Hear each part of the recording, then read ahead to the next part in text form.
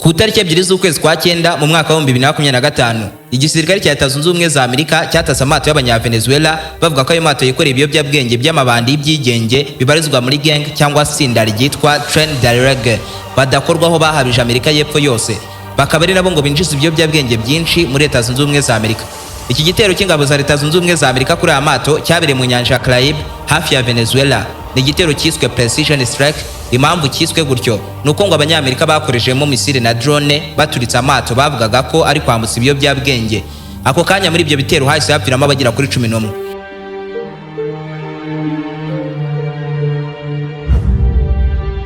Ubundi Leta Zunze Ubumwe za Amerika zishinja ubutegetsi bwa Nicolas Maduro wa Venezuela kwemerera no kurinda amatsinda cyangwa se gangs zicuruza ibiyobyabwenge.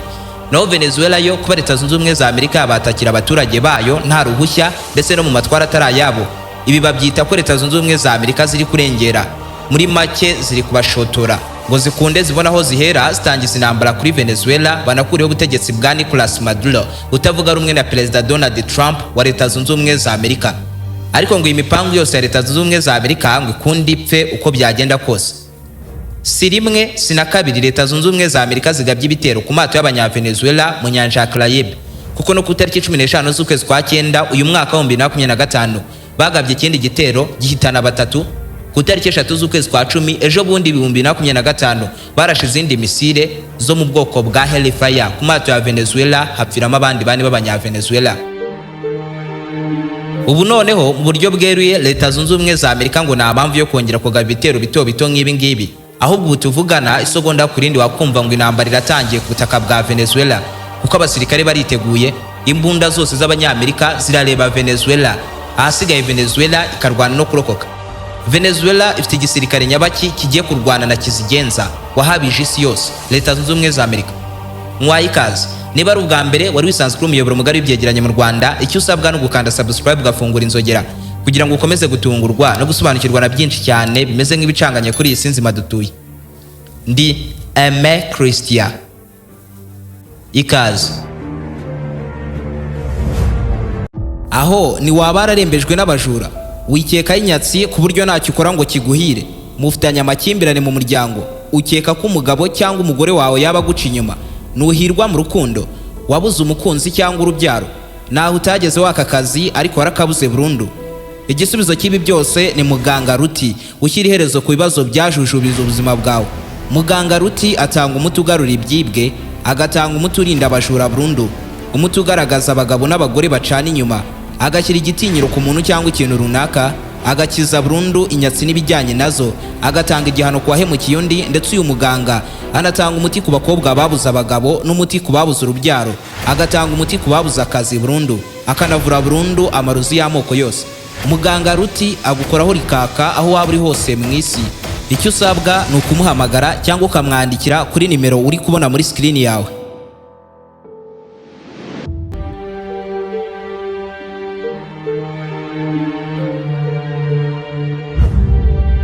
Kuva mu kwezi kwa 9 ku 2025 Leta Zunze Ubumwe za Amerika zarashe amato 10 yapfiriyemo Abanyavenezuela 43.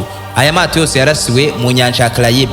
Aba 43 bishwe n'ibitero byo mu nyanja, aho Leta Zunze Ubumwe za Amerika zivuga ko ayo mato yabaga aturutse muri Venezuela yerekeje muri Leta Zunze Ubumwe za Amerika agemuye ibiyobyabwenge.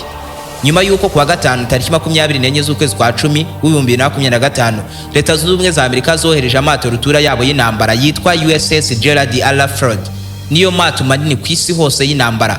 Ubu tuvugana rero ari mu nyanja ya Caraïbe aho yitegeye Venezuela, ikomeje kurebana y'ingwe na Leta Zunze Ubumwe za Amerika. Ku mugoroba ku cyumweru tariki 26 z'ukwezi kwa 10 mu mwaka wa 2025 Leta Zunze Ubumwe za Amerika zohereje andi mato rutura y'indwanyi ku rugamba ya destroyers arwana urugamba rwo mu kirere no mu mazi. Aya mato yoherejwe ku kirwa cyitwa Trinidad and Tobago kiri mu birometero 11 gusa uturutse ku butaka bwa Venezuela, nyuma y'uko Leta Zunze Ubumwe za Amerika yari maze kwigarura intambara zose z'ibitero byo mu mazi. Ngo ubu noneho igiye gutangiza intambara ku butaka mu buryo bweruye, umuriro wakire rimwe.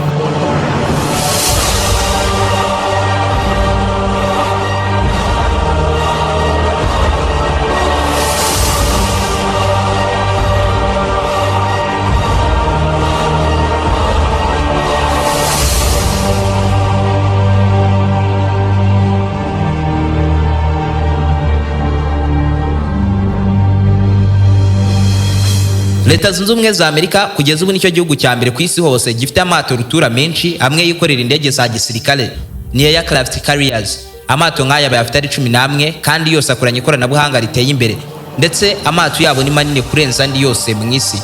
Ibaze ko bakurikirwa n'Ubushinwa butunze amato 3 nk'aya ngaya yo muri ubu bwoko. Buri mato muyo batunze agiye afite ubushobozi bwo kwikorera indege 90 byibura zindwanye, ndetse ubu bwato bukaba bwamara imyaka 25 kuri 40 butarongerwamo amavuta.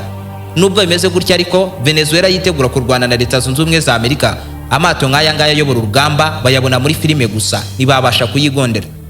Leta Zunze Ubumwe za Amerika igisirikare cyabo kirwanira mu mazi gifite amato meza y'urugamba arwanira munsi y'inyanja, akarasa misile ziremereye ku butaka no mu kirere n'ibisasu bya torpedo mu mazi byo kurimbura andi mato. Bafite submarine zigera kuri 70, naho Venezuela yo ifite submarine imwe gusa. Hari n'abatera urwenya ko submarine imwe ya Venezuela nayo ngo nibasha kwibira munsi y'inyanja, ariko baba batebye. US Navy Forces ni igisirikare cya Leta Zunze Ubumwe za Amerika kirwanira mu mazi. Ubu gifite amato 440 yo mu bwoko bugiye butandukanye, ariko yose yo kurwana ku rugamba. Ni amato yaremeye kurwana intambara zikaze kandi zigezweho. Amato yiganjemo imana y'urugamba, destroyers n'ayitwa frigates. Nicyo gisirikare cyo mu mazi gitinyitse ku isi, kikaba icya kabiri ku isi hose mu kugira amato menshi y'intambara nyuma y'Ubushinwa.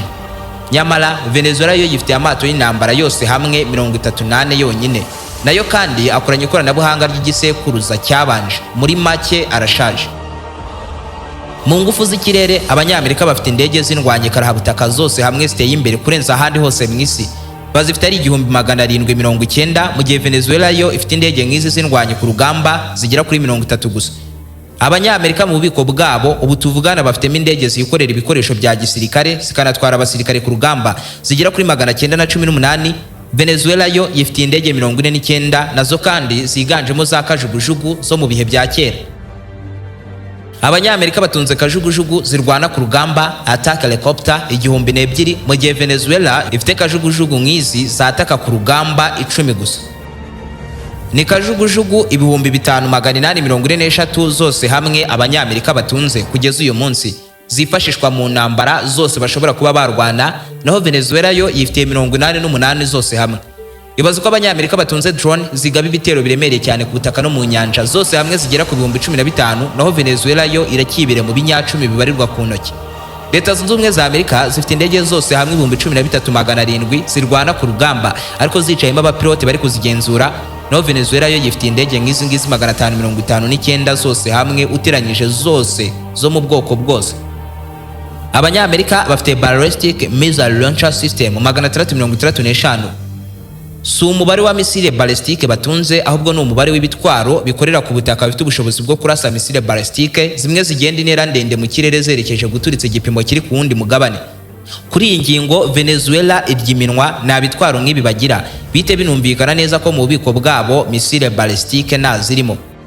Aha ubyumve neza ko ingabo za Leta Zunze Ubumwe za Amerika zifite ibitwaro utura birenga 200,000 byo mu bwoko bwa trade artillery, mu gihe Venezuela ifite ibitwaro nk'ibi ngibi 100 gusa.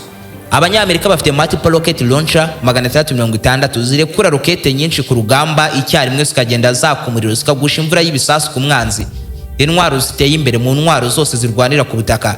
Venezuela ifite intwaro nk'izi 36. None ahantu bibera gatogo, Leta Zunze Ubumwe za Amerika mu bubiko bwabo bw'intwaro z'intambara bafitemo ibisasu kirimbuzi 544. Buri kimwe kirusha ingufu ziturika ibyo bakoresheje baturitsa imijyi yo mu Buyapani mu ntambara kabiri y'isi yose mu myaka yo mu 1945, naho Venezuela inkuru y'ibisasu kirimbuzi bayizi nk'uko nawe uyizi. Igisirikare cya Amerika kirwanira ku butaka kibitse ibifaru byose hamwe 4640. Venezuela yo ikigira ibifaru nk'ibi ngibi 170. Mu gisirikare cy'Abanyamerika harimo inkeragutabara 799,500. Venezuela yo ifite inkeragutabara 8,000 gusa, kandi Abanyamerika bafite abasirikare bari ku kazi bagera kuri 1,300,000, naho Venezuela yo ifite abasirikare bari ku kazi 109,000.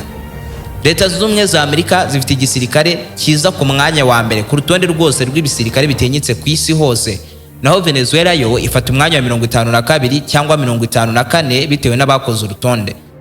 Muri make nagereranyije bitagereranyika. Mbega njyewe.